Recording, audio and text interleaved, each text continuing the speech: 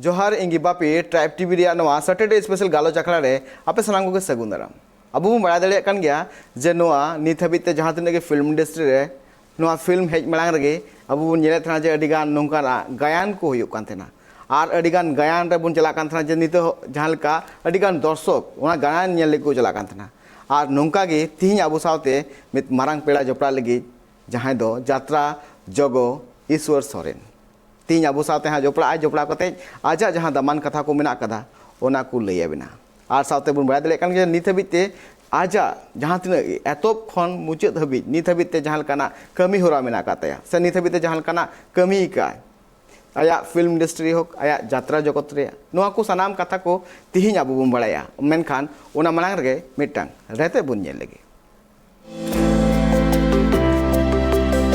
ईश्वर सोरेन मेंदो यात्रा जोते ईश्वर सोरेन तिहिं नोआ ᱧᱩᱛᱩᱢ बंगाल उड़ीसा झारखंड आसाम आरहो एमान पोनत कुरे नोआ ᱧᱩᱛᱩᱢ रिया उपरुम एम दो एकाल लक्ति बांग चिदा से उनिया नित हबिते ओलकात गायन कुरिया जहां कहानी मिना कदा ओना कहानी को नुन नापाय सहित ओल कदाय और बांग ओना कहानी रिया गायन नेल कते होड़ा मे खोना मे दाजसे चिदा से घारोज और सावता इदी कते जहां तिनक की कहानी कोई ऑल कदाय ओना को सानाम सुपर हिट किया मेन गानोआ नित हबिते जहां लिका आज नोआ गायन चितान रे जस्ती में लुतुर कदाय नोआ गायन रिया जहां तिनक की पार्ट को ऑल कदाय ओना कुरे नोआ बाड़ाय कना जे समाज चितान रे गोंकेया अडी गान उइहर भावना चिंता मिना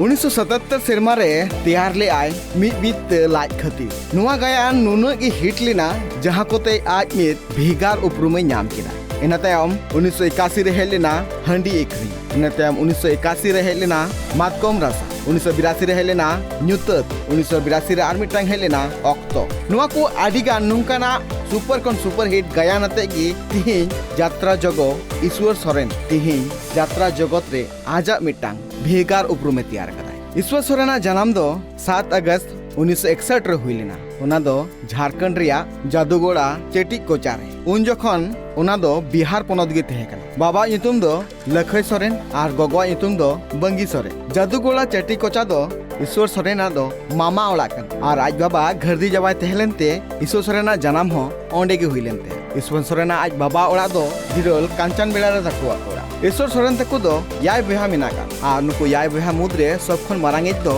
ईश्वर सोरेन कान ईश्वर सोरेन दो हुडिंग खना गे नापाय पहाड़ रे मोने तहे कान और उनिया मिडिल स्कूल दो तहे कान तया कुलडीहार और हाई स्कूल दो हाईकाडी पोखर विद्या निकेतन ईश्वर सोरेन दो आज मैट्रिक हबी की पढ़ाव कान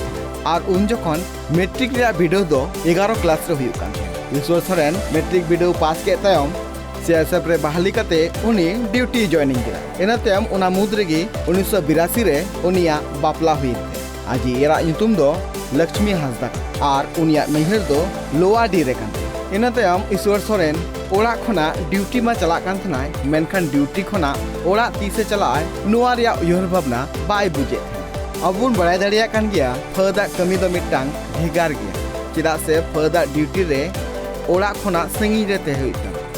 और ओड़ा रिया दुख सुख रे अडी नपाय सहित बाम सेले दाड़िया ओना लगे ते ईश्वर सोरेन पे सेरमा ड्यूटी के तयम सीएसएफ रिया कमी बगी और सीएसएफ रिया कमी बगी तयम तिहिं गोटा दिसम रेगी आजा मिटांग भेगार उपरुम तैयार कदाय गायन ओनलिया मान ईश्वर सोरेन नोआ उपरुम नाम लगी ते उनी चित को चिकाव का से नित हबी ते तीन गान एटकेटोड़े सहाव हुई कदिया नोआ को जस्ती बुन बड़ाया आजा नेल के अबुन चलका आजा जहां जीवन रे चित को कमी का से नित हबी ते जहां लका आज एतोब खन जहां लका आजा जहां स्कूल खोना नित हबी ते चाच को कमी का से चलका ते आज हड़ कोआ नितो अंतर मने भितरे रे मिनाय का दिया साथे यात्रा जगो ईश्वर सोरेना ᱧᱩᱛᱩᱢ आंजम लखान गी अडिगान हड़ उनिया यात्रा नेल लेते को चला और चित मिना कदा उनिया मोचा तेगे तिहिं मन आंजमा मेनखान नितो हुयुक कना हुडिंग मोचा जीरो तायम दोड़ा तीन रुल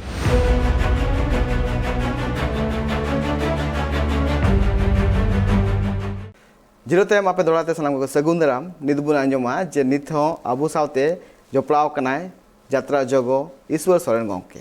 तिहिं उनिहा जहां फिल्म से नित हबिते जहां लकाना आजा गायन को बुन नेल गु काते से नितो गोटा बंगाल उड़ीसा झारखंड रे उनिया nyutum आंजम कते गे उनिया गायन नेल को हर को चला चित मेना कदा उनिया गायन रे से चित नित हबिते हर को चेदा नुन को दुललेया से नुन को नेहरिया नुआ कथा गे आया मोचा सामांग तेबुन आजा मोचा तेबुन आंजमा आर चित को कथा मेना कदा जहां आज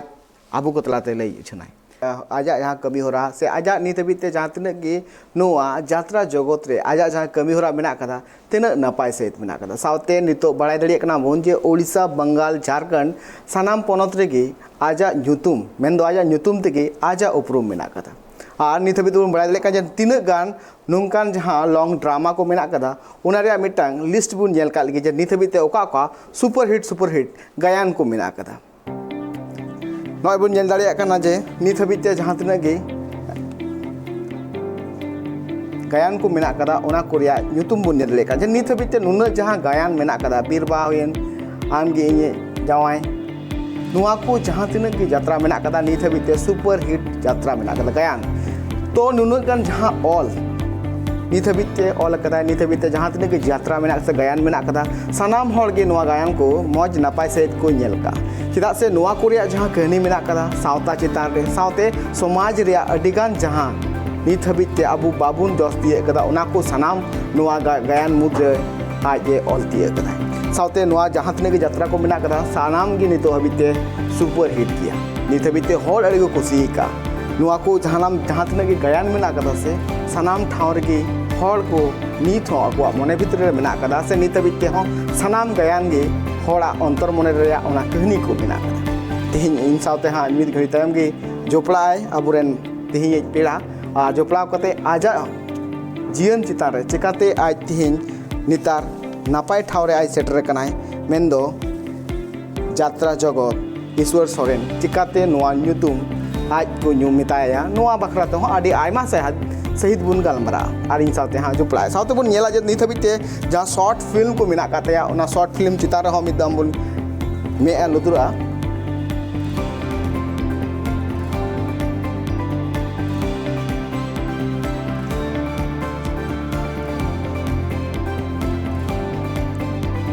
शॉर्ट फिल्म ला बुन नेले कना जे लोचा फगुन कुनमी जाति धर्म जनाम बाबा पाप हपन मई नुआ को अडिगान नोंकाना जहाँ शॉर्ट फिल्म को मेना कदा नुआ को एकाल अडिगी नापाय मेना कदा नुआ को जहाँ तिना गे फिल्म को मेना कदा नुआ फिल्म में नुआ कहानी मेना कदा जे सावता चितान रे जहाँ तिना गे नोंकाना एटके टोले से नोंकाना जहाँ तिना गे एपेर हेंडे चिका दिसम हर को तलाते सदराय से चिका दिसम हर नुआ कोरिया मिटांग नापाय पौड़ी उडुक दड़िया को नुआ को आजा कहानी होते ते नोआ दिसम तलारे सदर का नोआ एकाल के जहाँ शॉर्ट फिल्म को से जहाँ तिना गे नित हबिते फिल्म को तैयार करना सानाम नोंका धारा गे मेना कदा चेदा से सावता इदी कता जहाँ तिना गे नित हबिते नापाय फिल्म को तैयार कदा से निबु नेल गो कातेया नोआ एकाल गे आयमा गे सावता लगित ते आर अबुरेन हर को लगित ते अडी गे नापायना इन उनी पेड़ा जोपड़ा दी कना पेड़ा इन सावते इन सेटर मेना कदिया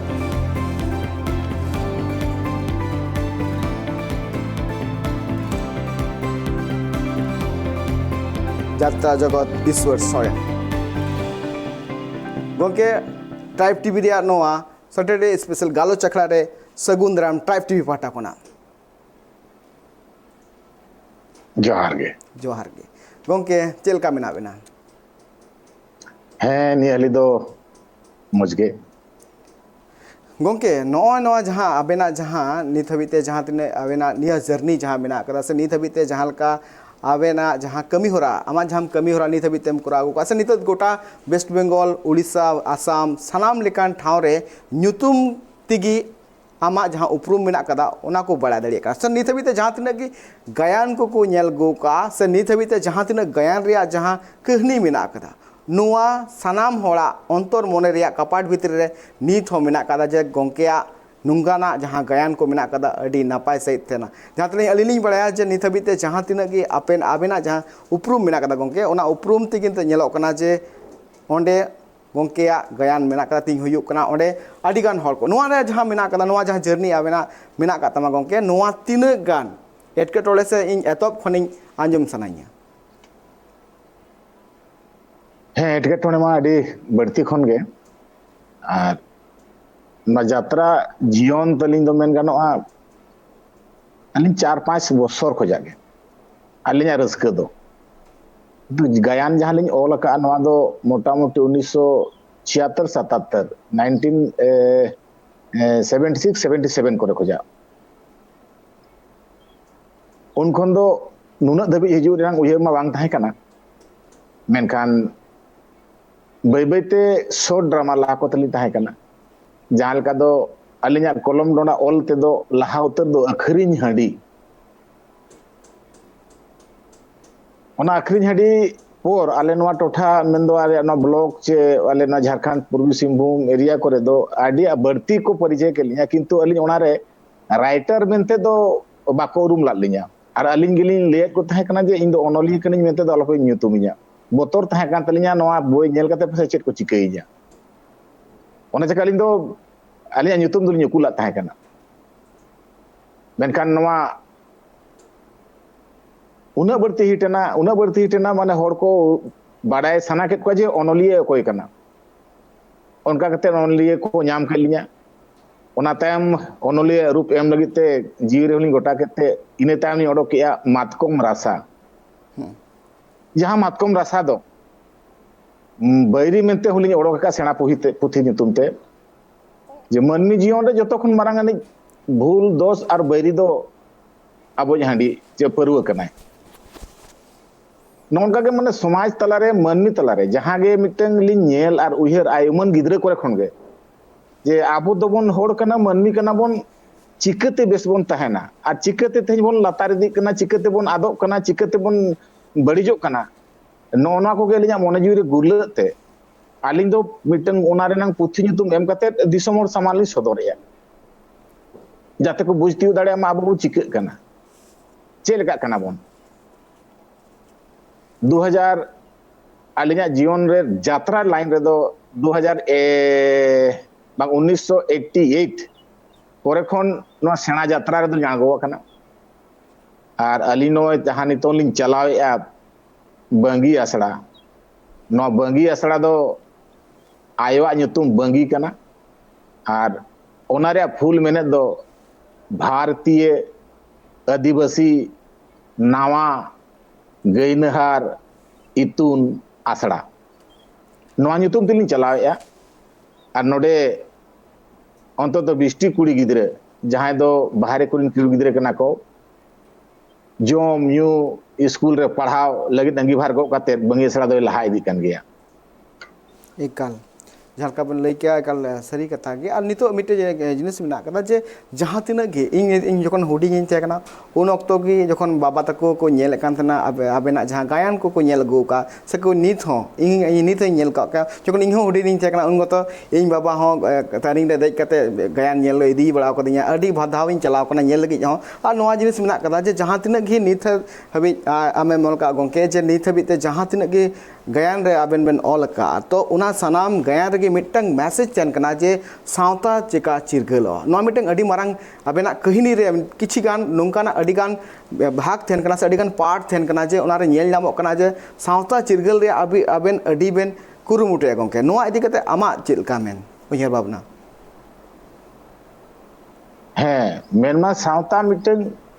कना भेगार भेगार जाति रे भेगार भेगार धर्म रे भेगार भेगार सावता मेना मिटा अब मिटे सांताड़ सावता कना नो सांताड़ सावता रे जहां अरिचली जे लायलाचार जहां को तोल हटोला आबोरिन हापड़ाम को आडी लहा खन उनको हापड़ाम को होयतो बंगा बुरु साव गापाल माराव कते ची आकवा गे उना बुद्धि दिशा ताहे कना जे उना नापाय सांताड़ सावता रे लगित उना नापाय नापाय अरिचली को तोल हटो का दो गौरव तेलिंग लई दाड़ेया पालेन गे एटा जाति रे उनका अरिचली मेना अब उना निरोड़ ताबोना मेका उना निरोड़ नितों बै बैते आबोरिन होड़ ज्ञान सियान बन बढ़ती दिन खान पालेन ओना दो को हिड़ी इदिया आर नावा कायते अरिचली लाय लाचार को बनावे ताबोना अड़ी दुख बुझे कना किछु गान दो बदल लगती कना समाज तला रेनांग उनकान बड़ी जिनिस दो बदल अनिवार्य गे कना लगती हो कना किंतु किछु गान जहां हापड़ाम को आकवा विचार कते को दोहला ᱚᱱᱟ ᱠᱚᱨᱮ ᱛᱤ ᱮᱢ ᱢᱮᱱᱫᱚ ᱪᱮᱫ ᱞᱤᱧ ᱢᱮᱱᱟ ᱟᱨ ᱵᱟᱝ ᱮᱢ ᱫᱚᱨᱠᱟর ᱜᱮ ᱠᱟᱱᱟ ᱟᱨ ᱵᱟᱝᱠᱷᱟᱱ ᱢᱟ ᱩᱯᱨᱩᱢ ᱜᱮ ᱪᱟᱵᱟᱜ ᱠᱟᱱ ᱡᱟᱦᱟᱸ ᱩᱯᱨᱩᱢ ᱠᱟᱛᱮ ᱛᱮᱦᱮᱧ ᱟᱵᱚ ᱥᱟᱱᱛᱟᱲ ᱢᱮᱱᱛᱮ ko ᱩᱨᱩᱢ ᱟᱠᱟᱫ ᱵᱚᱱᱟ ᱚᱱᱟ ᱩᱨᱩम ᱜᱮ ᱡᱩᱫᱤ ᱵᱚᱱ ᱪᱟᱵᱟᱭᱟ ᱥᱟᱱᱛᱟᱲᱟᱜ ᱩᱯᱨᱩᱢ ᱢᱟᱛᱚ ᱦᱚᱭᱛᱚ ᱯᱟᱞᱮᱱ ᱵᱟᱝ ᱜᱮᱪᱚ ᱛᱟᱦᱮᱱᱟ ᱮᱠᱟᱞ ᱡᱟᱦᱟᱸ ᱞᱮᱠᱟ ᱡᱟᱦᱟᱸ ᱛᱤᱱᱟᱹᱜ ᱜᱮ ᱱᱤᱛ ᱦᱟᱹᱵᱤᱡ ᱛᱮ ᱥᱩᱯᱟᱨ ᱦᱤᱴ ᱜᱟᱭᱟᱱ ᱠᱚ ᱡᱟᱦᱟᱸ ᱛᱤᱱᱟᱹᱜ ᱦᱮᱡ ᱠᱟᱱᱟ ᱥᱮ ᱱᱤᱛ ᱦᱟᱹᱵᱤᱡ ᱛᱮ ᱡᱟᱦᱟᱸ ᱞᱮᱠᱟᱱᱟᱜ ᱟᱢᱟᱜ ᱩᱯᱨᱩᱢ ᱢᱮᱱᱟᱜ ᱠᱟᱫᱟ ᱜᱚᱝᱠᱮ ᱡᱟᱦᱟᱱᱟᱜ ᱢᱤᱫᱴᱮᱡ ᱯᱚᱱᱚᱛ ᱨᱮᱫᱚ ᱵᱟᱝ ᱛᱮᱦᱮᱧ ᱩᱲᱤᱥᱥᱟ ᱧᱮᱞᱚᱜ ᱟᱨ ᱵᱟᱝ ᱡᱷᱟᱲᱠᱷᱚᱸᱰ ᱧᱮᱞᱚᱜ ᱥᱮ ᱣᱮᱥᱴ ᱵᱮᱝᱜᱚᱞ ᱧᱮᱞᱚᱜ ᱟᱨ ᱵᱟᱝ ᱟᱥᱟᱢ ᱧᱮᱞᱚᱜ ᱱᱚᱣᱟ ᱠᱚᱨᱮ ᱥᱟᱱᱟᱢ ᱨᱮᱜᱮ ᱧᱮᱞ ᱧᱟᱢᱚᱜ ᱠᱟᱱᱟ ᱡᱮ ᱥᱟᱱᱟᱢ ᱴᱷᱟᱶ ᱨᱮᱜᱮ ᱤᱥᱣᱟᱨ ᱥᱚᱨᱮᱱᱟᱜ ᱜᱟᱭᱟᱱ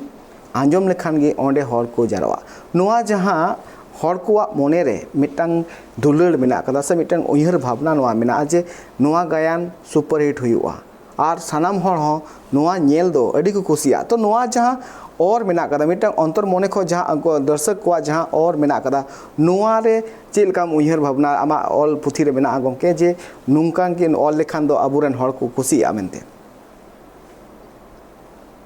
ᱦᱮᱸ ᱟᱹᱞᱤᱧᱟᱜ ᱫᱚ ᱪᱮᱫ ko ᱢᱮᱱᱟ ᱢᱤᱫᱴᱟᱝ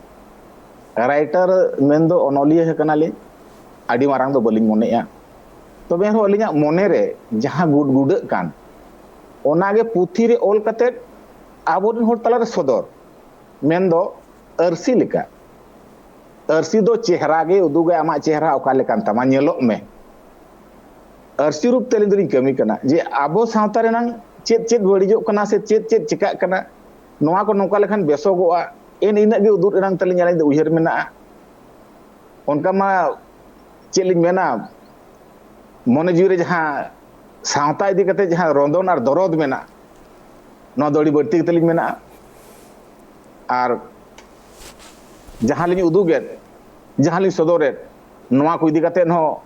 ᱟᱹᱰᱤ ᱦᱚᱲᱟᱜ ᱟᱹᱰᱤ ᱨᱚᱠᱚᱢ ᱵᱷᱤᱱᱟᱹ ᱵᱷᱤᱱᱟᱹ ᱵᱤᱪᱟᱹᱨ ᱟᱪᱟᱨ ᱱᱚᱣᱟ ᱞᱟᱹᱜᱤᱫ ᱦᱚᱸ ᱟᱹᱞᱤᱧ ᱫᱚ ᱫᱩᱠ ᱫᱚ ᱵᱟᱹᱪᱩᱜ ᱞᱤᱧᱟ ᱮᱱᱛᱮ ᱨᱮᱦᱚᱸ ᱟᱹᱞᱤᱧᱟᱜ ᱵᱤᱪᱟᱹᱨ ᱛᱮ ᱡᱟᱦᱟᱸ ᱞᱤᱧ उयहर जे सान्ताड़ सावता जदि तेज बांचाव तहन खान तीना चेहरा मेना तीना नापाया तीना सोरेसा नवा दो अलिया मेद तेलिं मने तेलिं और हयतो आबोन अडिगान सान्ताड़ मेना बोना नौका हों लिं गोदा सान्ताड़ मेना बोन सावता लगिद दो बनु बोना सावता लगिद खन दोबन साहा हाकना सावता रनांग अरिचली आचार व्यवहार खन दो बय बयते पाले खान बोन साहा काना चेक चको नेल ᱧᱟᱢ ᱟᱠᱟᱫ ᱟᱹᱞᱤᱧ ᱵᱟᱹᱞᱤᱧ ᱵᱩᱡᱷᱟᱹᱣ ᱫᱟᱲᱮᱭᱟᱜ ᱠᱟᱱᱟ ᱚᱱᱟ ᱧᱮᱞ ᱧᱟᱢ ᱠᱟᱛᱮ ᱥᱟᱶᱛᱟ ᱨᱮᱭᱟᱜ ᱢᱩᱴᱷᱟᱹᱱ ᱥᱟᱶᱛᱟ ᱨᱮᱭᱟᱜ ᱟᱹᱨᱤᱪᱟᱹᱞᱤ ᱫᱚ ᱵᱟᱹᱭ ᱵᱟᱹᱭ ᱛᱮᱠᱚ ᱵᱟᱹᱜᱤ ᱤᱫᱤᱭᱟᱜ ᱠᱟᱱ ᱛᱟᱵᱚᱱᱟ ᱚᱱᱟ ᱠᱚ ᱵᱟᱧᱪᱟᱣ ᱫᱚᱦᱚᱭ ᱞᱟᱹᱜᱤᱫ ᱛᱮᱜᱮ ᱟᱹᱞᱤᱧ ᱫᱚ ᱯᱩᱛᱷᱤ ᱦᱚᱸᱞᱤᱧ ᱚᱞᱮᱜᱼᱟ ᱡᱟᱛᱨᱟ ᱦᱚᱸᱞᱤᱧ ᱚᱞᱮᱜᱼᱟ फिल्म शॉर्ट फिल्म होलिं ओलेया और जाते बढ़ती को नेल मा और नेल कते निजे तेहो किछु गान को बुझाव दाड़े मा अलिं नोवा लिं नेल के दाणा कते अड़ी जगह रे दाणा कते आबो अदीम को तलारे मेंदो ज्ञान रेनांग अभाव प्रथम ज्ञान रेनांग अभाव दोसार जे नो जे आबो तलारे जहां हिजुक कान जहां बोन नेले नो नोवा को आबोरिन ओड़ा खन बांग को नेल चेत दाड़े काना जहां खातिर गे अब एटागा जिनिस साब अड़ी चाड़े बन साब दाड़े काना निजेरा वना बांग बन उदु आको कान नोवा करे हो नेलोगो काना अतु उड़ा करे किछु ले नेल बड़ा को जे बाबू या आम दो नितो खुद बाको बोंगा पोरेते हाबे चेत गियाम ना जे नोना को ताबन मिटन किछु गान कान जिस आड़ांग मेना जहां आबो तेते आबो रन गिदरे बन सहायत को माना करे खुजा नोमा अतु उड़ा रे कथा दिसम कोरेना कथा जहां को ओल पढ़ा कते को चलावा कना बाजार करे मेना को ताबोना नुकु रिन आय बाबा को जहां मेना को नुकु मना पारा पली मा बाई उनी गिदरे मत नोवा बाचे दाड़े कान किछु गन एटके टोणे मेना ओना एटके टोणे को गेना ली यात्रा तला तलिन सदर का कना जे नोना एटके टोणे को आलो हुयु मा जाते आबो समाज रे उना गान होड़ मेना बोना चेदा तबन बय बय तबन आट इदी कना बय बय चेदा बन चाबा इदी कना आबो अरि चली चेदा बय बय ते लातार इदी कना आबो चेदा को पोसड़ायत बोना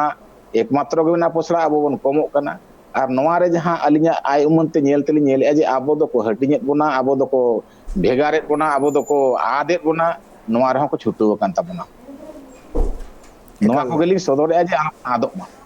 एकाल जहां तिना गे गायन और बांग जहां तिना गे फिल्म को हे चला कान ना ओके और मिटे जिनिस मेना कदा जे नितो जहां का मेन का जे अबो जहां तिना आदिम मेना का अबो बन आ चावा कना तो मिटे जिनिस मेना कदा जहां तिना फिल्म मुद्रे आम नोवा जिसम रन हड़ को नोवा चिरगले को जे नो नोंका दिन रे नोंका होई दड़िया तो नोवा को फिल्म नेल कते से नोवा को गायन नेल कते तीना गान हड़ चिरगलोग कना को और तीना गान हर नोआ को निजेरा नोआ जहां बड़ी हर तको चलाक कना से नोआ नापाय हर तको अपनारा कना गोंके नोआरे जहां माने फिल्म नेल कते को जहां को कमेंटेड जहाना को लय रुवाड़े जहाना को रो रुवाड़े नोआ तेगे बड़ायो कना जे यात्रा करे करे कोन हो चला बड़ा हुए कना जहां जहां लाहाते लेके अखरिन हांडी जहां प्रथम लिंग ओला ताहे कना निकाल ओना अखरिन हांडी उदुग समय बारिया कुड़ी गिद्रे हांडी किन अगुलदा किंतु ओना अखरिन हांडी नेल कते दोहड़ा उनकिन हांडी सुर बकिन चलावलना लास्ट सेता रे उनकिन दो हांडी दिपिल कते सीधे ओड़ा किन उठावेना अलिया उहेते मेनेया होयतो हजार रे मिटन गान रे हो पालेन नोआ अलिया ओल जहां को उनको को बुझे तलिया लाक रे पले खान बारिया गान होड़ हो अलिया मेन को सखियता कान तलिया किछु गान उनका करे नेल बड़ा कान तेलिन उयर किया नोआ ते हो माने सुधर दो गानोआ आर को चेंघा दाड़ेया ओना चिका नोआ कमी लिन छुटो कना आ तीना दिन दबि अलिया कलमे दड़िया उन दबि दो आदिम को चिरगल आर जुमित को लगे छुटो गुलिन ताहेना निकाल जहां पोइलू आबेना जखन हेलेना जखन दो लाज जाला खातिर जहां 1997 हां 1977 जहां हेलेना हां 77 जहां हेलेना नोआ जहां पोइलू जहां पुथी थे कान से पोइलू नोआ ड्रामा जहां थे कना तो नोआ रे उन अक्तर के चिलका बेन फीलिंग लेदा से चिलका बेन फील लेया जे नितो नोंकाना पुथी के ऑल लेखाय दाराय कान दिन रे आरहो लहा से चला दलिया गोंके हे माने नोआ जहां तेहेन अलिन जहां लिन यात्रा है तेहेन अबिन माने यात्रा सेना यात्रा मेनते दो अलिया नो बंगी असला खन दो 92 खन तलिन ये कना अच्छा बिरा 1992 खोजा लिन एहब का ओना लहा दो किसान क्लब भटीन ड्रामाटिक क्लब करंडी नोआ को लिन ताहे कना उनका दो 80 रे लिन दो CISF central industrial security force लिन चलालन ताहे कना 85 रे लिन रिजन का निकाल है और 85 परे मा यात्रा लाइन रेगे लिन बोलो आकन निकाल ओना पर 96 रे आरो यूरेनियम कॉर्पोरेशन ऑफ इंडिया रे आरो लिन जॉइन किया चक्री ओना 2014 रे आरो लिन रिजन किया तो नितो ओना को रिजन बड़ा कते ना फिल्म लाइन रे अणगो हुए कना और आशा कना लिन जे सेना फिल्म मेंदो ना जहां ये रे यूट्यूब बदल था शॉर्ट बदलते दो सेना कोडो कते नौका के यात्रा लेका आरो लिन सदोरा मेंते लिन उहिर का मिटे जिनिस आबेन झालका CSF बेन जॉइन लेया और ओना बेन चक्री बेन बोलो कान तना मेनखान पालेखान आबेना मिटे जिनिस उहिर बांग थे कना उनके जे आमे उहिर लेया पालेखान जे नोले हेज कते दिसम इन रुखिया दोहर इन कुरुमुटिया मेनखान ओना मुद्रे पालेखान आमा भुक्तरी रे मिटे उहिर हेना जे नोडे खोना जदि आरहों एटा नापाय जदि ठाविन चला लखान निजेरा सावता हो मिटंग नापाय ठाव से नापाय हरते इदी दड़िया नोआ लगे पालेखान आम नित हबिते अडी नापाय नापाय कहानी से नित हबिते नापाय नापाय गयान मुदु ऑल अकदा नोआ पालेखान आमा हुदिस तहे कना जे इन निजेर सावता लगे ते जहाना इन कमिया नोआ दिके त गंके आमा चित हे उहेर दो गिद्रे खन गे सावता लगे दो अलिया दो बिचार दो गिद्रे बाबा माझी ताहे तो आदो बाबा माझी ताहे चक्री ताहे ना किंतु अलिया दो हुडिंग करे माने हुडे 7-8 बछर करे खन गे अतु उड़ा नंग भाणान बापला बेहा करे खन गे बाबा मा ड्यूटी चलाय तो आदो माझी रूप ते अलिया ताहे मामो हर मिटे ताहे कान तलिया उनी दो ना अलिया सामांग ले냐 अलिया ना माझी दो किंतु कमी दाजे कमी दो उन पोरे खन गे सावता रे अलिया नेला दो अडी नापाया अडी चेहरा ले नेला माने माने बापला करे हो अडी चेहरा बुझवा जखन ओना को बैबते ये इदीना सेना इदी हुईना बैबते ऑल पढ़ा हुली हंतलिन ये इदी किया मांग इदीना लिन चक्री कुलिन जॉइन इदी के परे चक्री ना मोने दो बांग लगालान तलिnya चक्री तो तहन दो बांग सना के लिnya अतु उड़ा बगीते बांग थान सना के लिnya अब जनामड़ा बगीते बांग थान आय बाबा को बगीते बांग थान सना के लिnya अली ओना चिका मोड़े शर्मा के चक्री लातलिन रिजन कतलिन हेजना अली बार बार लिन दा इन दो बन चक्रिया इन दो दरकार ओना दो लिन बोलिन बड़ा थान जे चिदा बांग चक्री सना ला लिnya नितो आलेरिन जहां को ताहे कना मैक्सिमम को रिजन माने रिटायरमेंट ना को पेंशन को नाम या 25-30 हजार कते को मितइन गया गो या आम दो मारे रिजन के माने कथा कि बांगा इया कोपारे चेत मेना बइन बड़ा किंतु समाज लगी ती जहां इया अंतरा तुम्हारे जहां जुलू कना ये लेका सोझे तेमा बन दाड़े कना सोझे तेमा बन ओडक दाड़े कना होरते सोझे तेमा बन बुझाव दाड़े को कना इन बाडाई सोझे ते होड़ बुझाव कान धीरी चुኛम चे चुኛम बन बड़ाया किंतु इन दो यात्रा माध्यम ते फिल्म माध्यम ते बुझाव को नवा तो एगेरी रो बाय सुइ냐 किंतु किछु होड़ तो को बुझावा किछु गान तो को आयुमन दाड़े जे बानु चेदे मेन सनाय कना इया मेन दो एने नेगते कल जहाँ का नित हबीते नोआ इंडस्ट्री मेंदो नोआ ठाव रे जितो जहाँ का गंके आम मिनामा नोआ एकाल गे मिटांग अंतर मोने बांग दो एकदम पूरे केटेज केते मिना मिया चिदा से जहाँ लकाना दर्शक को रिस्पॉन्स एम ᱧᱟᱢ अगुई का से नितम ᱧᱟᱢ अगुई कान गया तो नोआ रे नोआ जिनिस मिना कदा जे आम जहाँ नापाय हरते से दिसम से नोआ सावता चिरगल रिया मिटांग नापाय पौड़ीम ᱧᱟᱢ का नोआ एकाल गे नित हो आम दर्शक मेन जहाँ तीन के आमरेन फैंस में को नित को दुलाम कान गया साथे गंके नित हबीते जहाँ का अब बड़ा दाड़े कान गया नितो आम नोंकाना ओका ठे चीज लेका गंके आम बुझाव के आम जे अबुआ सावता मुद्रे ओका ठे चीज लेकाना नासिया नोंकाना पॉइंट एम ᱧᱟᱢ लिया जे उन हिलो उयहर लिया जे बांग नोंकान चितान रे एकाल ऑल लगती कना आर नोआ दिसम हर उदुग लगती कना गंके हैं नोआ को दो बिचार ठाव करे बिचार ठाव करे चला हुई ताहे लालाते आदो ओना करे बिचारिये में बइन ताहे कना आदो ओना करे किछुगान नेल ताहे बिचार नेल नेल ते किछुगान उनकाना पॉइंट को हिजु ताहे जहां दे नेला नोडे मा गलत को बिचारिये गलत बिचार हुई बड़ी जो कना जे मजी परगना को दुड़ुब को ओना तला रहो किछुगान रोड को आजम मा बिचार आजम रोड सनया मेनखान बइन बसा दाड़े ताहे इन मा गिद्रा होड़ में चेद इन मेना उना मरा मरा बिचारिया उना मरा मरा होड़ मेना आकात को ओंडे मेन मा बइन सावा दो ओना कोगे इना अंतर अगु कते मे नोआ गे इन जुदी फिल्म तलाते से यात्रा तलाते ओडोके इना खन ओको बाको माना दाड़े इन मा फ्री ऑफ फ्रीज रोड जोंगा जहां नागे मेन से नहीं कन फ्रीज रोड जोंगा ओना कोगे नितों हो यात्रा तला रे हो अडिगान यात्रा पुथि रे अतु उड़ा रे नांग बोंगा बुरु नांग बिचार रे नांग अडिगान जिनिस लिኝ ओलका अडिगान जिनिस लिኝ छुटू बकान गयालिኝ आर नय छुटूर गे मेना लिña और दर्शक को अड़ी दुलड़ को एमालिኝ कना और अलिña पुथि को नेलेत गे तलिña नोआ रे हो किछुगान दर्शक को कथा मिटा रकाब लाना गोंके अबिना यात्रा रे दो कुड़ी कोड़ा चेदा बाबी एनेज एत को एटा एटा ओपेरा रे मा कुड़ी कोड़ा को एनेज कना अदिन मिता को इन दो अवश्य व्यवसाय लेखा दो बजाण गोवा कना यात्रा रे व्यवसाय ते इन दोኝ हिरका इन बांचाव मा आर्टिस्ट बांचाव इन दो को मा और इया मेन इया अंतर कथा जहां कान तइया ओना दर्शक ठेनी सेटर दाड़िया मा नोआ गतिन मारंग इया दो होर आजम लाली लाहाते आबो ऑल गुरु पंडित रघुनाथ मुर्मू तकिन हो जखन होड़ किन जावराय को तहे बाको जावरा कानते ना यात्रा किन हेबाडा यात्रा ते होड़ बुझो किन इयप किया ओना उहिर गे अलिया भोरे बासा हा कना जे यात्रा ते अडी होड़ी बुझो दाड़े को अडी गानी रोड दाड़ेया अडी गानी मेन दाड़ेया जहाना गे मेन दाड़ेया नोआ रे दो किंतु स्टेज तला रे मिटन जुदी जहां गे नेता बड़ी भाषणया ओडे तेला एम रुड़ संभव बलिन बुझावया बाय गानो कना किंतु यात्रा तला रे से फिल्म तला दो ओनालिन दाड़ेया दर्शक ठेन ओनालिन पसना दाड़े चेत कना अब तेन चेदा नुना बुलिए कना अब बोहरे नोंकान नोंकान जिनिस को अगु जुत का चेते मांग से तो उहिर नंग आर होरगे बचु बाको उहिर दाड़े कना बाको उहिर चो कना अडिगान जिनिस रे नेल इदिया अडिगान बन उनका बोना सरकार जहां बनाव कर हो सरकार हो उनका बन गया आबोरिन लोकल हो को उनका बन गया किंतु आबो दो अडी बन खुशी जोंग कना अडी खुशी साधारणतः लिन उहिर गोदा जहां जे नय मिटन गिदरे को पास इदी का को कना परीक्षा एम किया पास किया किंतु लाभ दो बचु नहीं आय बाबा मा मेन गिदरे तो पास किया होड़े मेना पास किया किंतु उन्हीं गिदरे मैट्रिक पर जे उन्हीं हालत चेद हुई तया उन्हीं तो बाय बुझो का आय बाबा हो किन बुझो का किंतु उन्हीं गिदरे तो बर्बादो कना माने बैबेते माने ये लेके चाबा कना पास इदी सुमुंग ते ज्ञान बांखान दो चेन हो बचु नहीं अब तला रे ओनाते ज्ञान को जतो को बटर दो होय तबना ज्ञान दो को हताव दो होय तबना नुको ज्ञान अडी लगती कन तबना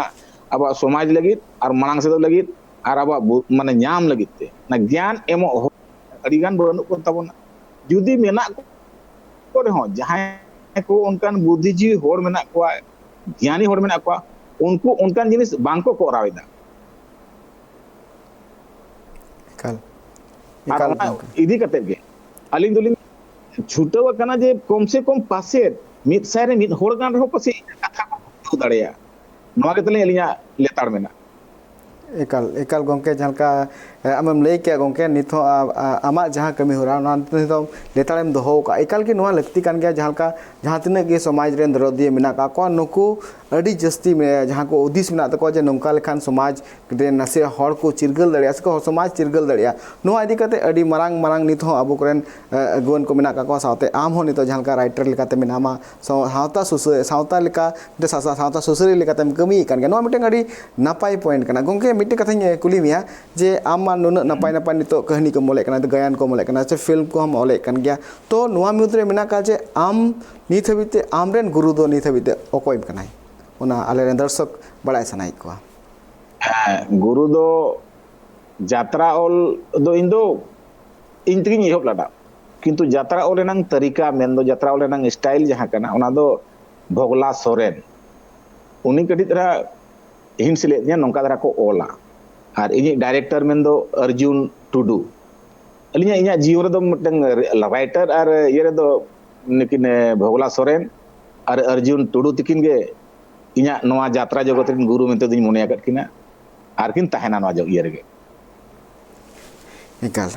गोंके आर मिटे जिनिस इंगुली मिया जे नितो जहां लका आम जहाना कैरेक्टर एम कोराव कना से कैमरा सामने में हिजू कना तो मिनखान आम जखन रोलेम कोरावदा ओना रोलेम कोरावदा चदा जखन ओना रोल आमेम भाबी का आरम कोरावे कना तो मिटंग निवा जिनिस नेलोक कना जे ओना रोल रे मिटंग नोंकाना सरी कथा उकू मेना कदा ना फीस भितरी रे मिटंग रोल मिटंग आर्टिस्ट मेनाय कदिया जहां दो ओना कहानी लई दाय तो नोंकान जहाँ कहानी चितार आमेम उना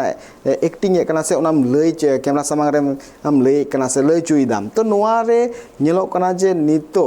आम जहाँ कहानी कोम कोरा गुइदा से उदु सदर लगी तो नोआ कहानी मुद्रे तीन गान निजेरा अंतर मने खन आमेम नोआ कोम कोराय कना से नितो नेलो कना जे तिलका हर कुसिया कना को हे नोआ तो सरी कथा ते लई गानो खान इना अंतर कोन जहां ओडोको कान अड़ी ढेर दो बഞ്ഞ ओडोक दाड़िया कना जहां को फिल्म कुछ बनावे अड़ी लो बजट रे आगे मेन गानो दर्शक ठन चला मा उना चिका इन गे already camera edit all direction अड़ी गान भार इन ठेन मेना इदी कते इना जहां रोल इन बांग सनई रे हो बाय सनई कना जे एटा हर अभिनय कते ओना जिनिस दर्शक कुन बड़ाय हचो कोआ itu unkan ko bako nyamuk kana itu ma puisa taka re jamana kana una taka puisa ho banu khatir te mane in jaha senain kana in mane utputak kan huñ bañ dareya kana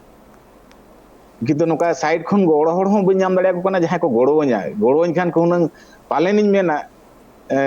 adigan nin aborin dorshok ko aborin noa jatra ye che film noa ye ko industry ko হয়তো আরো লাহারে না উহির দাঁড়ে কিয়া কিন্তু হরে বুদ্ধি মেনা রে হতই ইখান দাঁড়ে তিন অনে পেয়া কো মেনা কাদ তন মন ধন মানে ইনটেন মনে মা মেনা আডি গান একলা থইন ছুটো কনা ধন তিন লাচাড় গিয়া কিন্তু সাইড খন চেন বুঝ কা দাঁড়ে একাল নোয়া দো একাল निकाल सरी कथा कान गया नितो जहां का नितो नेलो कना जे नितो आम जहां का कहानी को तैयार था नोआ कहानी चितान जदि नितो आरहो नापाय सहित कमी हुइलेन खान से आरहो नापाय जहां का आमा स्टोरी को तन कना चिदा से नोआ को छानाम स्टोरी रे इन नित हबि जहां तने गे आमा जहां तने गे फिल्म को नेल का से नित हबि जहां तने गे गायन को नेल का नोआ मुद्रे मिटे जिनिस मेना नोआ रे 100% मेन लेखान 100% गे ओना रे सरी कथा मेना कदा नोआ रे गायन मेनते तो बाबुन नेलमा गायन दो आमेम ओले कान गया मेनखान जहां नित हबिते हुई चला कना अबु सावता चितान रे से दारा कान दिन रे आरो चित को हुई दड़िया अबु सावता चितान एटकेटले हुई दड़िया तो नोआ को आम निजेरा फिल्म लेकाते आमेम उदु सदरे कना मेनखान नोआ नेल काते अडिगान हड़ को चिरगलो कान गया सावते नोआ जिनिस मेना कदा जे दारा कान दिन रे आबू चितान से हावता चितान रे चिलकाना हन हुई दड़िया ओना हम उदु सदरे कना जेमन किछि दिन मांग रे आमा नोआ के नवा मिटंग फिल्म हे लेना जहां दो राहला रिमिल नोआ फिल्म रे पूरा फिल्म नेल किया इन खुद नेल किया नेल कते नोआ जिनिस मेना कदा जे नितो नहा जुग रे जहां तिना के सावता रेन हड़ मेना का को से जहां तिना के मारंग मारंग गखुड़ान को मेना का को तो नुकु मुद्रे नोआ जहां एपेर हेंडे मेना कदा नोआ कहानी तलाते आमेम उदु सदर कदा और सावते नोआ रे जहां पॉइंट एम जाम का नोआ आमा मुचा तके इंदा आंजम सनाइया दिसम लगी तो संदेश दो इना मेन रेनंग दो निया गिते जे जहां आबो बय बय तको सहायत बना जहाँ पुलिस जहाँ मेना किन उनकिन जहाँ किन कमी कान उनकिना दो आबोन होर सा मिट कते सानताड़ पुना जुमिद चाबा रेनांग जहाँ मिटन होर ढार को बेनावा कान ओना को बुझाव दाड़े मा बोरन दर्शक बुझाव दाड़े ठिका दाड़े हमको संदेश एम दो नियगे जे आबो वा जुमिद बाबन चाबा हचुआ जहाँ नुकी राहला रिमिल तकिन जहाँ उइहर कते जहाँ विवेक कते सांताड़ रे पीएचडी कते सांताड़ को मिट रेया किन गोटाला ताहे कना उनकिन ओनारे बकिन दाड़ेया जहाँ होड़ा बहो हातांग रे नितों धबी ओना जहाँ ज्ञान रेनांग बती बेस्टी बांग जुलुक कान खातिर उनकिना कथा बाको बुझाव दाड़ेया ताहे तकिन जहाँ खातिर उनकिन आकिना आखिर जीवन आखिर गिदरे को आबो समाज तलारे अगु लगी बांकिन गोटा लेना आखि की बड़ा के जे आदिम को आखिर न्यूतत रे मेना ओंडे तलारे आलाने गिदरे तो बालांग खाजबड़ी ककवा और उनकिन किन गोटा के जे बांगा नवा लगी ते दो अलांग आरहों हिजु हुई अलांगा एटा रूप ते और ओना लगी ते मुचे रे किन बाबा तकिन जहाँ संदेश की लेट केना जुदी सरी गे अलिंग आपे इदी सनाइट पिया इधर अलिंगा किछु गान कथा इदी कते चलाते नवा को जहाँ तीस ली नेल ᱧᱟᱢᱟ इन लेके दोहरा लिंग हिजुआ एकाल नोआ जहाँ रहला लिमिल जहाँ नोआ फिल्म मेना कदा नोआ फिल्म इन होई नेल केदा ओना फिल्म नेल कते नोआ बाड़े कना जे नोआ फिल्म रे जहाँ कहानी नित मेना कदा से नोआ फिल्म रे जहाँ कहानी आमेम उदु चो का दिसम हर को लगेते नोआ रे मिटंग संदेश मेना कदा जहाँ लकना नितो एपर हेंडे चला कना से जहाँ लकना मिटंग जहाँ लकना अबु मुद रे जहाँ चला कना तो नोआ के मिटंग अडी मरांग कथा कना और नोआ फिल्म रे के मिटंग डायलॉग मेना कदा नासे ओना डायलॉग बोन नेल का लगे बढ़ाया भी हवलदार नोआ धरती रे सांतार को जुमिद दाड़े दो जो तो खून मरंग जुमिद दाड़े कांता को सांतार हरी चली लाय लाचार आचार बेभार दो नोआ धरती रिन मन निकन जो तो खून सोरेस तको उनको सांतार रिन बोंगा बुरु दो धीरी दारे हुडु टुंटुन को तहन रे हो इखन उनको दाड़े आना बोजोर खोन हो हमाल गे तक मेनखान सांतार को ओल पढ़ाओ अकिल ज्ञान बांगते आबो को आकवा दिसोम रे बन राजिया आर बांखान आबो दो सांतार को आंग सीमा रे चे ओना टोठा रे ता न्यूरिनांग सुजोग को बाबन जाम किया साहेब ओना मा ठीक किया सांतार को नितो को थी रकान ता बंदन बड़ाई आलिया उहिरते दो सांतार को हाथ लेन खान होय अब अब की लाभ हुआ अडिगान लाभ मेना हवलदा सांतार को आलिन खान अबो को दो अडिगान लाभ मेना और उनको सांतार को आदो मा लगी तगे अबोरिन चेतन धापरिन होर सिन्नी द कुरुमुटु को छुटुवा कता ओकोय को चो राजनीति ते को आदे को ओकोय को चोंग गुट बास ते को आदे को उनका उनको सांतारिन सियान सांतार दो हाना नवा लोभ लालच एम करते सांतार को चिन चतुर जबाए नीता जोमो कना सांतार सावतारे बारिया सांतार को जानामो कना मिटंग दो हाडी बोंगा सांतार और मिटंग दो दा बोंगा सांतार एरका नुकुमा पिसो बाको मिदो आक्वा तलारगे ओको तो सरी धरम खान को जो सरना धरम ओको बिदिन खान को सोना धरम नो धरम इदी कते उनको सांतार apa napin ko tapam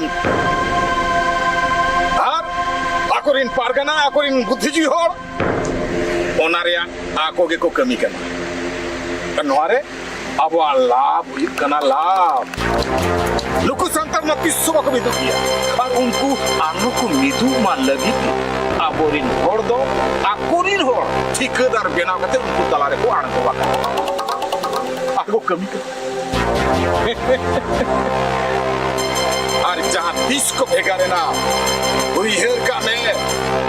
Abua राज तो हल्दा इन्या मोने मेने जुदी सांतार जहां तिस को मीत अकाना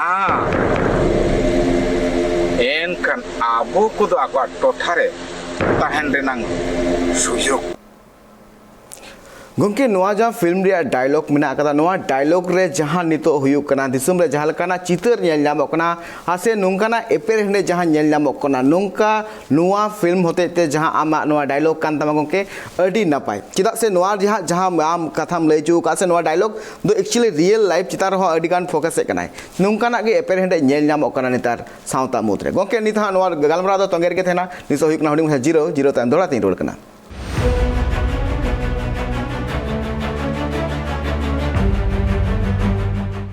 जीरो टाइम दोड़ाते आप सामान को सगुन दाराम तेहिं अबू सावते मिनाय कदिया जात्रा जगो तीन ईश्वर सोरेन गंके नितो अबू सावते मिनाय कदिया गंके ठें चला नितो गंके जहाँ का नोआ फिल्म रे जहाँ डायलॉग मेना कदा नोआ डायलॉग चितान जदि बन गलमरा लेखान नोआ डायलॉग दो नाहा जुग रे नितो नेलोग कान नोंकान चितर मेंदो नोंकान एपेर हेंडे चितान रे जहाँ नोआ डायलॉग मेना कदा 100% नोआ पूर्व कना उनकाना चितर के गोटा दिसम रे नेल ᱧᱟᱢᱚᱜ कना गंके आर नोआ डायलॉग चितान रे सनाम होड़ा मेद मेंदो को सनाम होड़ा दिसे चला लगती कान गया नोआ डायलॉग जहाँ ऑल का गंके नोआ तीन गुबी गुनी भाभी कता माम ऑल का गंके ᱦᱮᱸ ᱱᱚᱣᱟ ᱫᱚ ᱡᱟᱦᱟᱸ ᱠᱟᱱᱟ ᱥᱟᱹᱨᱤᱜᱮ ᱧᱮᱞᱚᱜ ᱠᱟᱱ ᱡᱤᱱᱤᱥ ᱱᱤᱛᱚᱝ ᱥᱳᱥᱟᱞ ᱢᱤᱰᱤᱭᱟ ᱠᱚᱨᱮ ᱟᱹᱰᱤ ᱜᱟᱱ ᱧᱮᱞᱚᱜ ᱠᱟᱱᱟ ᱥᱳᱥᱟᱞ ᱢᱤᱰᱤᱭᱟ ᱠᱚᱨᱮ ᱠᱷᱚᱱ ᱧᱮᱞ ᱠᱟᱛᱮ ᱵᱟᱹᱲᱤ ᱥᱚᱠᱛᱚ ᱫᱩᱠ ᱵᱩᱡᱷᱟᱹᱣᱮᱱᱟ ᱛᱮᱞᱟ ᱨᱮᱢᱟ ᱵᱟᱹᱪᱩᱜ ᱠᱚᱣᱟ ᱚᱱᱟ ᱨᱮᱱᱟᱜ ᱛᱮᱞᱟ ᱠᱚᱫᱚ ᱡᱟᱦᱟᱸ ᱜᱮ ᱵᱟᱝᱠᱚ ᱛᱮᱞᱟᱭᱮᱜᱼᱟ ᱛᱚᱵᱮ ᱤᱧ ᱫᱚ ᱱᱚᱣᱟ ᱚᱱᱟ ᱠᱚ ᱧᱮᱞ ᱠᱟᱛᱮ जहाँ बापाडायोग कान से दिसोम रे किछु गान दाड़ा कते जहाँ नेलोग कान ओना को उहिर कते गे नोआ डायलॉग से नोआ दो मिटन मोने रे बसायना जे नोआ रूप ते हापे दर्शक इन बड़ाय चुकुआ आर ओना रूप तेगे नोआ राला रिमिल होड़ हुए कना आर ओना डायलॉग को जहाँ मेना सरी जीवन रेना घटना लेका गे ओना दिन ओलका नोआ तला रे को तीन बेस को मने आको तीन बड़ी को मने ना दो अलिहना बोली ले दाड़े इकाल जहाँ का अबे नोआ फिल्म होते ते जहाँ मिटांग दिसम रेन हॉड़ को मिटांग चिरगल रिया मिटांग नापाय पौड़ी बेन नोआ बेन हुदिस का से नोआ फिल्म होते ताबेन जहाँ का ना मैसेज एम सनाई में गंके नोआ इकाल के सरी कथा कन गया जहाँ का आम नोआ फिल्म होते ते इहो नोआ फिल्म पूरे नेल का नोआ फिल्म नेल कते नोआ बाड़ाय अपना जे जरूर यदि ग्राउंड लेवल लेगा कथा जो मेन लेखान नेल गानोआ जे नोंकाना सिचुएशन नितो गोटा दिसम रे नेल ᱧᱟᱢᱚᱜ कना तेहिं जहाँ का आम नोआ फिल्म होते ते नोआ लय चुका जे सावता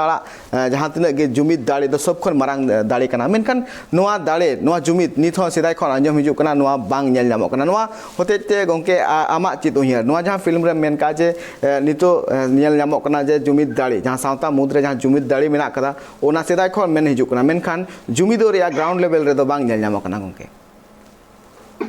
बांग नोआरे जहाँ नेलोग कना जुमिद दाड़े जहाँ हिजुग कना नोआरे जुमिद दाड़े रपुर रेनांग हो उहियर मेना ताकोआ किछु गान होड़ा ना तो को बाडाया को संताल को मिल लेनखान दो आडी मारां जुमिद दाड़े तक हिजुआ किंतु उनको बाको मिद चुआबोन कना आर बाको मिद चुआबोन कान अलिया बिचेर नोय ले बाको मिद चुआबोन कना आबोरिन होड़गे उनार किछु गान पालेन गेलिन मेना आलो को मिदो मलगिते जहाना बांग जहाना षडयंत्र हो मेना किछु गान दो नितो हो नेल काट गो किछु गान तो सोशल रे समाज रे नाम चिंता भावना तो बचु का मिटन एकमात्र मेना उनी दो इन जमया इन गिद्रे जमया हरोग इन बांदे इन ये निये छड़ा आर बर्ती सोशल चेक कना समाज चेक कना विचार धारा बचु अनी आर उनकन विचार धारा होड़गे पालेन जे नो अब समाज रपुर लगी कमी हो को कमी दा जे आलो को जुमिद दाड़े मा आर अलिन दो ओनागे संदेश ᱧᱟᱢᱮᱭᱟ जे मा सावधानो मा नितो आबुरे होड़ तला रेगे नोंकान होड़ को डोका कना जहां दो को आबो को भेगारे बोना बाबन ठिका जों कना चलते इना गे ज्ञान मेना उनी अडी चेहरा कथाय मेना ओना चेहरा कथा लोपते उनी उनते से चला कना नहीं नते से चला कना नहीं हनते से चला कना चकोक छिन छतुर चबाय मना नोआ गे आबुरे जहां माजी परगना व्यवस्था मेना हुनंग नोआ कोरेगे जहां गे ये डोको कान नोआ कोरेगे विचार कते जदि बुन मित को इनखन पालेन गेलिन मेना तेहें नौनका जहाँ बन चितिर भितर कान अब जहाँ जाति उपरूम आदोग कान अब जाति सावता आदोग कान दो पाले खा दिन दो बांग हेज कोआ एकल जहाँ का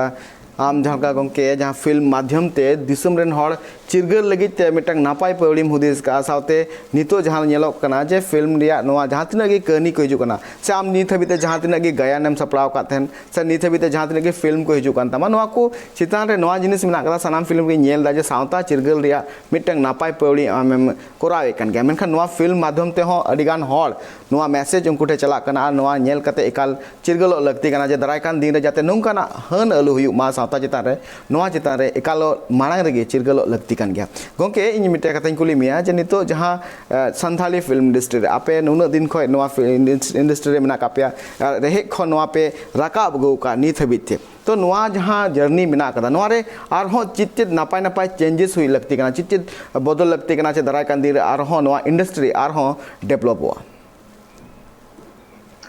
है मारांग मा गंके नोआ फिल्म लगिते दो हुयु कना टेक्निकल जतो खन मारांग जिनिस कना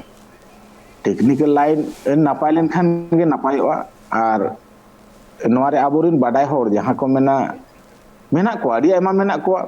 बांग कथा तो बांगा किंतु नितोंग जहाँ माने रस्का इंटरेस्ट नोआ लाइन चलाव लगते उनी ठेन उनकान बाडाय होर बचु को जहाँ लका अलिंगा बिचार आलिंग नितो नोंका साले जहाँ लका यात्रा तेहन 30 इयर्स 30 बछर यात्रा तलातलिन यात्रा किया दिसोम तलारलिन दाणा किया नौका के मिटन जीवन रे अलिंग मिटन संभाव जुत का जे इन होड़ को तलारे चलाव खातिर समाज में बई सुसर दाड़ेया चेदाते इन उन समय बचुन किंतु इन होड़ को बुझो लगी समाज रिन होड़ को बुझो लगी ते इन मिटन माध्यम बनाव का जे नोआ तला खन रस्के हो को रस्केया ओना तलारे रस्के तलारे समाज रिन बेस बड़ी हुन दर्शाव तराया ओडक तराया नोआ गे तलिंग मिटन अडी माना माध्यम इहर का आर गोटा का आलिंग जीवी जे आलिंग नो फिल्म माना होयतो नो 1 साल अक्टूबर 2021 खन लिंग स्टार्ट का ओना लाहा खन दो लिंग फिल्म बारेते से कंप्यूटर बारेते तो चेद होबलिंग बड़ाय था मेनखान जीवी रे गोटा कते नो लिंग अणगो ते आलिंग छुटो कना आर नोआ तलाते तली हियर बिना फिल्मी जगत खन गे फिल्मी लाइन खन गे आलिंग होड़ को बुझो लगिते जहां गे चिका होइले तिना तलिंग दाड़े मेना आलिंग छुटो को इकाल जहाँ नवा कथा बन के लई क्या जे नवा इकाल नवा चितारे सनाम हर के फोकस लगती है ना आर गंके मिट्टी कथा कुली मिया जे नितो जहाँ का दर्शक मेना का को नितो जहाँ का के नेले मा कोना जे जहाना के संथाली फिल्म को रिलीज कान खान दो हर को मुद्रे मिटा रस्क मेना कदा जे नितो संथाली फिल्म नवा हॉल रे नितो हेज कना से नितो चला कना तो नवा रे अडी गान हर नेलो कना जे ओने को चला कना को नेले कना को उनको को नवा डिमांड्स देन कना जे दाराय कान दिन रे नुंकाना गे सावता इदी कते से दाराय कान दिन रे नुंकाना फिल्म हो मा जाते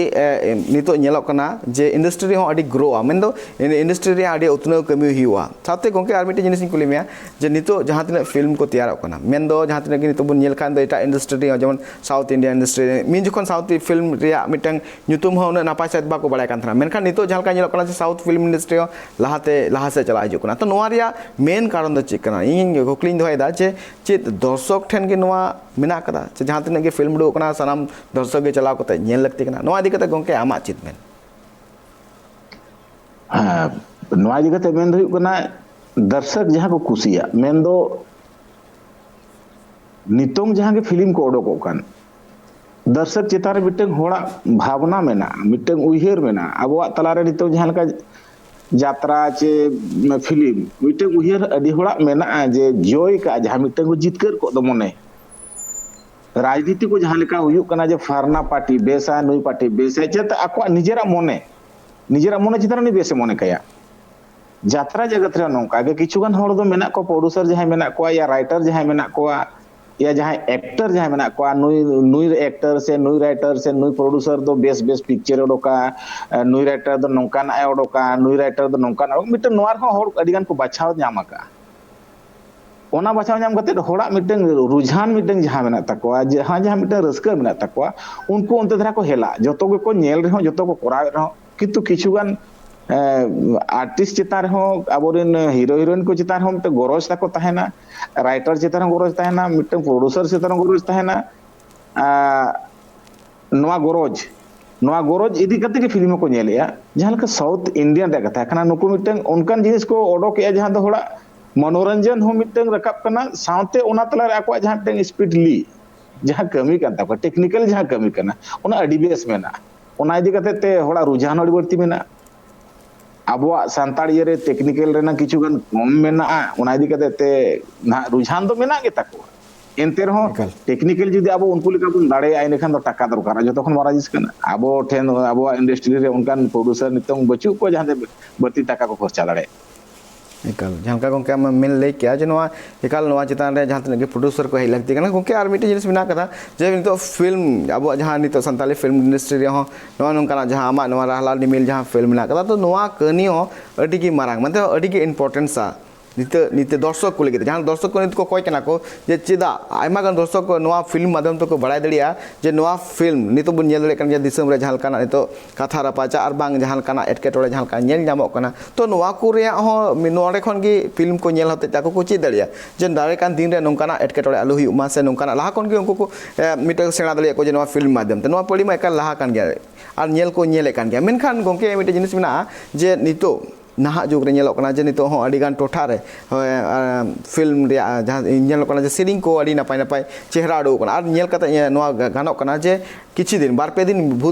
मुद रे गे नेलोक कना ओना को सेरिंग मिलियन टच कना तो नोआ रे मिटे जिनिस मेना कदा जे नित हो संथाली फिल्म इंडस्ट्री जहां तने के दर्शक मेना का को उनको को मोने रे हो नोआ रस्का मेना गया चे निये इंडस्ट्री हो नापाय नापाय फिल्म को हिजुमा नोआ होते और साथ नितो मा नितो जहां का मल्टीमीडिया में तो मा सनाम नितो सोशल मीडिया है ना सानाम ते नितो प्रचार कना तो गोंके नोआ इदी कते मिटे कथा लेया जे निये धाव हो जहां का कुरुमुटो चला कना संताली फिल्म इंडस्ट्री उतनो लगिते तो चित नोआ रे आर हो चित नोंकाना कथा को जुटिया लगती कना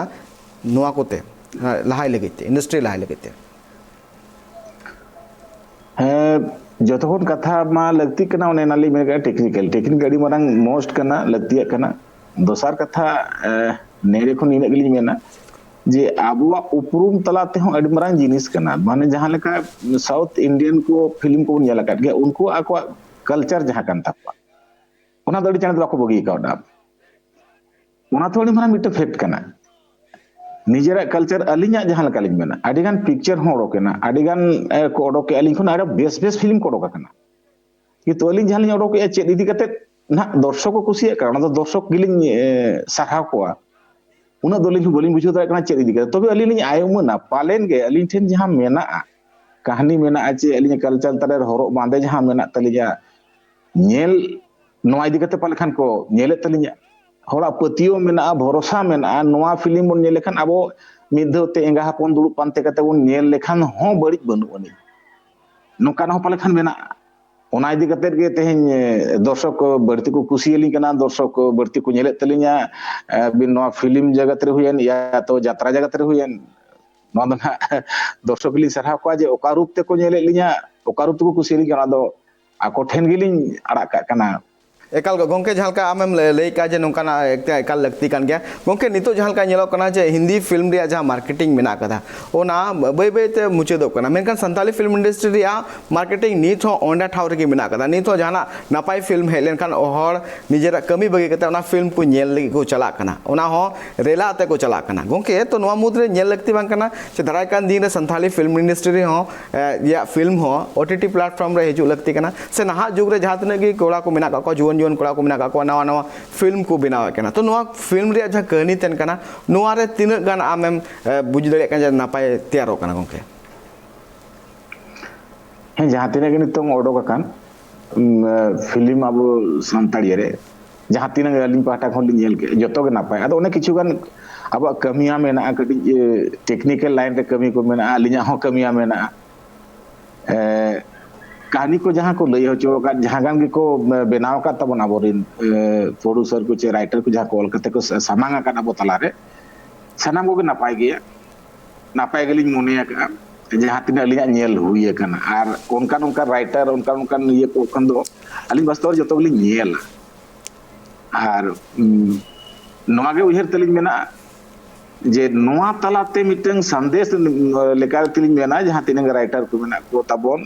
आबोरन प्रोड्यूसर को मेना को ताबोन निजेरा उहर कते मांग से चला गे समाज तला रे लगिन हो अडी मारंग लगतियान नो फिल्म हो हिजु ताबोना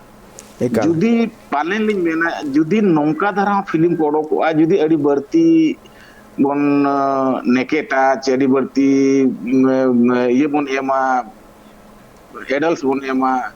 इनखान पाले खान दर्शक हम बाय बाय ते को कम दाड़े चेदा ते आबोरिन दर्शक आबो होरिन दर्शक दो मैक्सिमम मेना काट को लोकल एरिया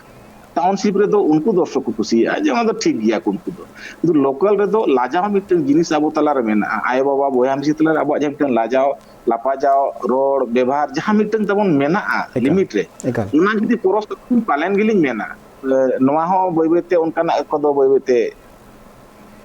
आर हो दाड़े एकाल एकाल मुचाद कुकली गंके नोइन दोया जे नित हबिते आम गायन खोना फिल्म इंडस्ट्री नितो फिल्म लाइन रे हम हेना तो नोआ रे गंके सब खन सोरेस सोरेस आमरेन गाती कोआ ᱧᱩᱛᱩᱢ ᱤᱧ ᱵᱟᱲᱟᱭ ᱥᱟᱱᱟᱧ ᱠᱟᱱᱟ मुचाद कुकली गंके सोरेस गाते में दो जतो खन सोरेस गाते दो इनी ओड़ा एरा ठीक जहां गे यात्रा लाइन से फिल्म लाइन रे जहां गोड़े एम को दिजा माने अडी ढेर नुया गोड़ो बांखान दो तेन नोड़े धोई पालन बन हेज को ओना साथे जहां जगत रे मेना को फिल्म जगत खन को हेज kana जहां लका प्रेम मार्डी दशरथ हांसदा नुकु आबोरिन सोनी राजूराज सुरेंद्र माने नुकु को नोआ जहां यात्रा जगत रे को गोड़ो वइन कान दो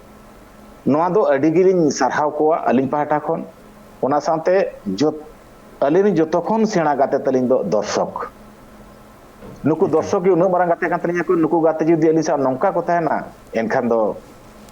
अलिन पतियो मेना नुकु गाते को जीवी हो जाजीवन जीवन लिन दोया आर उनकान जिनिस एमो सनाय लिया जहां दो होयतो पालन अलिन किछु गन गाते बांको बड़ा खा उनको हो ओना जिनिस एमो लगिते सपरार बिना कलिया